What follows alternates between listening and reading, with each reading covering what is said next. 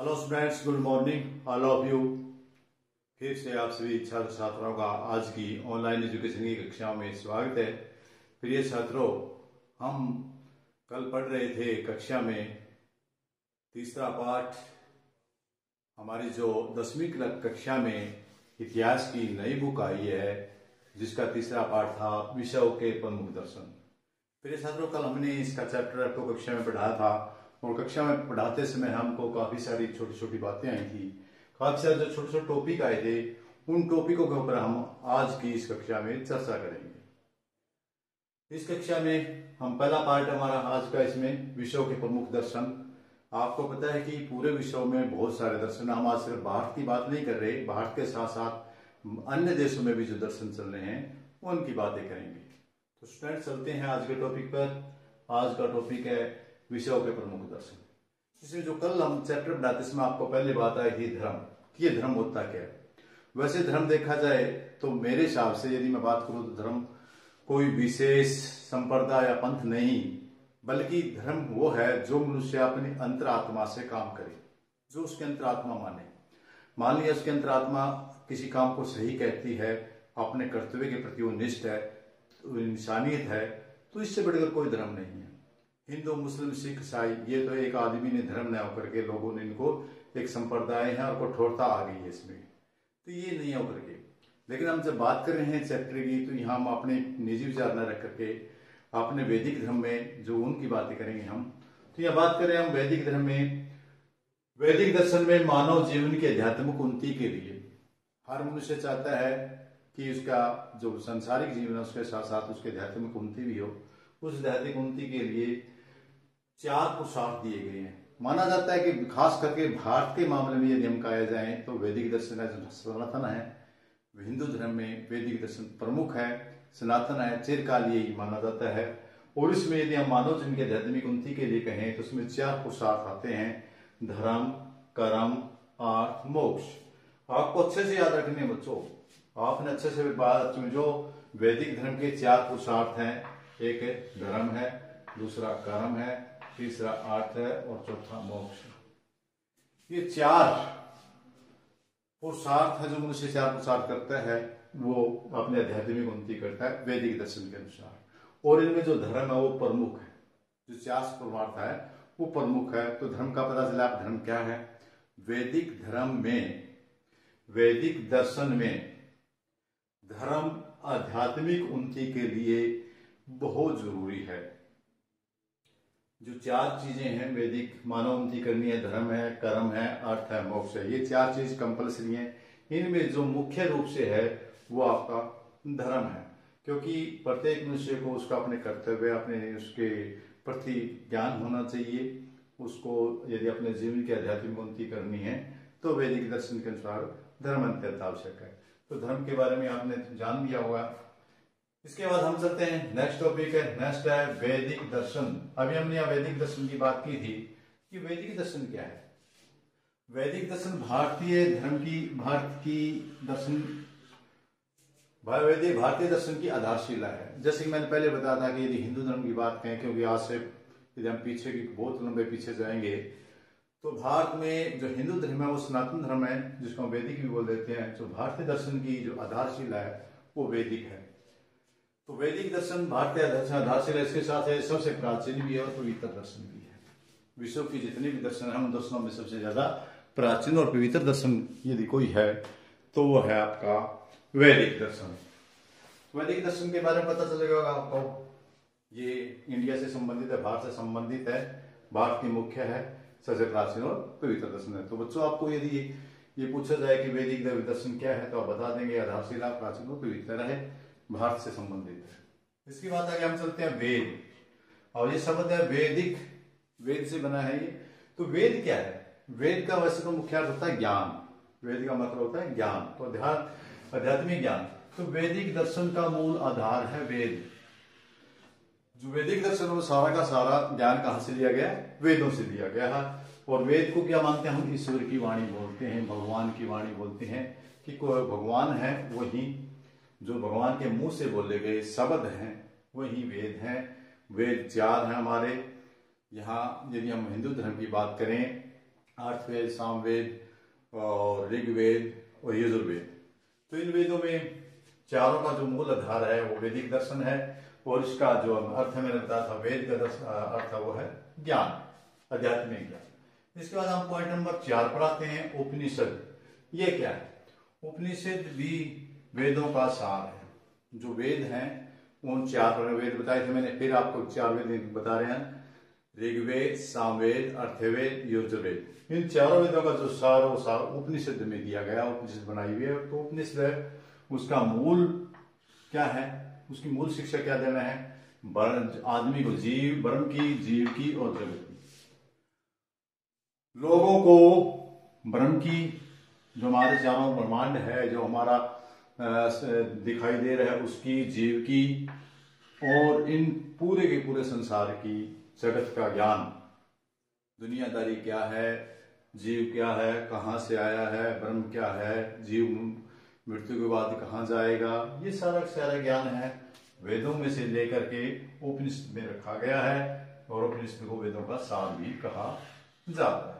तो मेरे ख्याल में ये भी आपको क्लियर होगा। इसके बाद हम चलते हैं नेक्स्ट पॉइंट पर, महावीर स्वामी।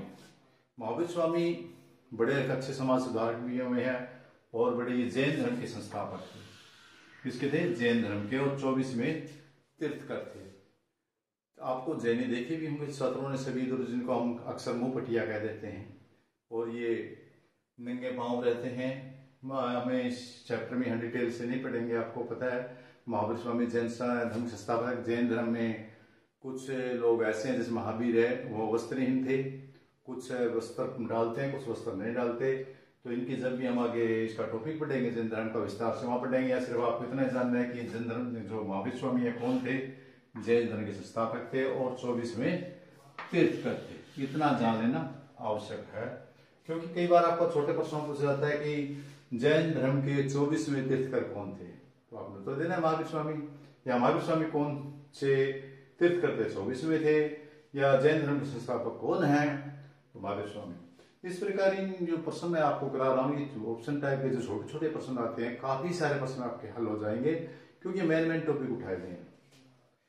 इसके बाद जो अगला पॉइंट है वह है महात्मा बुद्ध। इसी तरह महावीर स्वामी की तरह महात्मा बुद्ध भी बहुत है, हमारे देश में महात्मा हुए हैं, और ये बिहार में कपिल वस्तु के निकट इनका जन्म हुआ था, और इनका बचपन का नाम महात्मा बुद्ध नहीं था, बल्कि इनका सिद्धार्थ नाम था। धीरे धीरे जो ये एक राजा के बेटे थे, और राजा का बेटा होने के कारण ये महल से अक्सर कम ही बाहर निकलते थे। तो एक दिन जो ही घर से बाहर निकले, तो इन्होंने एक बीमार आदमी को देखा, एक बूढ़े आदमी को देखा, एक अर्थी को देखा। इन प्रकार देख करके उसके मन में पूरी दुनिया के प्रति विराग पैदा हो गया, और वो घर बार छोड़ करके बाहर निकल गए।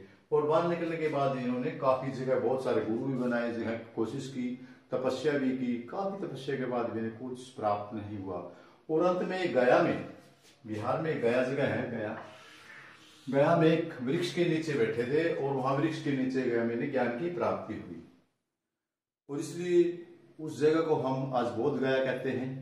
और उस पेड़ के नीचे, पीपल के वृक्ष के नीचे इन्होंने अपना ज्ञान प्राप्त हुआ था, उसे हम बोधि वृक्ष के नाम से जानते हैं। और जो इन्होंने पहला अपना उपदेश दिया था वो सारनाथ में दिया था, जहां से सारनाथ से हमारा जो अशोक में 24 तीलियां हैं, जो चक्कर है, वो हमने सारनाथ से लिया है। उस सारनाथ में इन्होंने अपना पहला उपदेश अपने शिष्यों को दिया। इसके बाद हम अगला चलते हैं, जरथुस्त्र। ये कौन थे? ये हमारे देश से थोड़ी सी अलग सी भाषा है, अलग सा है, क्योंकि ये पारसी धर्म के संस्थापक थे। इसको हमारे देश में कम माना जाता है। तो पारसी धर्म के संस्थापक थे, और सबलान पर्वत पर ज्ञान की प्राप्ति हुई थी। जिससे महात्मा बुद्ध को कहां प्राप्ति हुई थी ज्ञान की? गया में। तो इनको कहां प्राप्ति हुई थी? सबलान पर्वत है, पर्वत का नाम, उस पर्वत ज्ञान की प्राप्ति हुई थी। इसके बाद जो अगला है, आपने जो छोटे प्रश्न में पूछा पारसी धर्म के संस्थापक कौन है, तो आपने बता देना है जरथुस्त्र कौन थे। इस प्रकार के क्वेश्चन आएंगे, इसलिए हम इनको हल कर रहे हैं। इसका जो इसी चैप्टर में नेक्स्ट टॉपिक है वो पैगंबर हजरत अब्राहम। ये कौन थे? तो ये यहूदी दर्शन प्रवर्तक थे, यहूदी दर्शन के संस्थापक थे, प्रवर्तक थे। तो इस धर्म का प्रचार प्रसार करने वाले थे हजरत अब्राहम। यदि पेपर में आ जाए कि हजरत अब्राहम कौन थे, तो यहूदी दर्शन के प्रवर्तक, या यहूदी दर्शन के प्रवर्तक कौन थे? हजरत अब्राहम थे। ये ईश्वर को जो ईश्वर इनके अलग अलग संज्ञा देते, जैसे हम ईश्वर को भगवान कहते हैं, इस प्रकार ईश्वर को ये होवा कहते थे। कई बार कहा जाता है कि जो यहूदी हैं वो अपने परमात्मा को किस नाम से पुकारते हैं, तो आपने बताना है यहोवा के नाम से पुकारते हैं। जो उनके पंडित होते थे, जैसे हमारे हिंदू धर्म में पंडित होते हैं, इनके पुरोहित होते थे, उन पुरोहितों को ये रवि कहते थे। क्या कहते थे? रवि कहते थे। और इसके साथ साथ जिस जगह पर ये बैठ करके अपने स्थान की पूजा करते थे, उनको सिंगाम कहते हैं। ये बात अक्सर पेपरों में पूछी जाने वाली है कि जब हजरत पैगंबर हजरत अब्राहम के जो शिष्य हैं, जिस जगह पर बैठ करके वो पूजा करते हैं, उस स्थान को क्या बोलते हैं? सिंगांग बोलते हैं। जैसे हमारे हिंदू धर्म में मंदिर बोलते हैं, तो उन जगहों को ये सिनांगांग बोलते हैं। और जो वहां पर पूजा करवाते हैं पंडित होते हैं, उनको रवि कहते हैं। तो मेरे ख्याल में आपको उसके बारे में ज्ञान हो गया होगा कि सबसे पहले प्रवर्तक कौन थे? ये थे। इसके बाद ये ईश्वर को यहोवा के नाम से जानते हैं, पुरोहित को ये रवि के नाम से जानते हैं, रवि के नाम से जानते हैं, और पूजा स्थल को सिनागोग के नाम से जानते हैं। इससे हम नेक्स्ट टॉपिक पर चलते हैं। यरूशलेम। यरूशलेम क्या है? यरूशलेम यहूदी राज्य का केंद्र व राजधानी एक क्षेत्र है। उस क्षेत्र का नाम है जहां पर यहूदियों ने अपना केंद्र बनाया था, या उसके केंद्र उसकी राजधानी थी। जो यहूदी थे, ये पैगंबर वाले, ये मानने वाले, इसके यहूदी जिनको पैगंबर को मानते हैं, यहाँ इनकी जो राज्य था उसकी राजधानी उसका केंद्र था। इसका लास्ट टॉपिक है। कई बार ये भी हमारे पढ़ते समय एक शब्द आया था, कन्फ्यूशियस। ये जानना बहुत जरूरी है बच्चों, क्योंकि आपके पेपर में एग्जाम में आ जाता है। तो कन्फ्यूशियस क्या थे? चीन के महान सुधारक थे। चीन के सामने, जैसे आपने यहाँ स्वामी दयानंद हुए हैं, पिछले चैप्टर में अपना पढ़ा था, विवेकानंद हुए हैं, इस प्रकार महान बहुत बड़े समाज सुधारक और आध्यात्मिक उन्नति के लिए संस्थापक थे ये कन्फ्यूशियन। मेन बात है कि कन्फ्यूशियन का संबंध चीन से, इनका संबंध किससे? चीन से। तो आपको ये विशेष याद रखना है कि चीन से।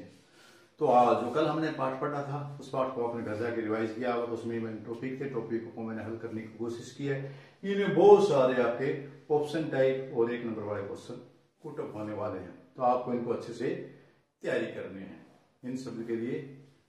तो इस सभी के लिए आप सभी का बहुत बहुत देखने के लिए धन्यवाद। Thank you. देखते रहें, बढ़ते रहें, आगे चलते रहें और सफलता हासिल करते रहें। धन्यवाद।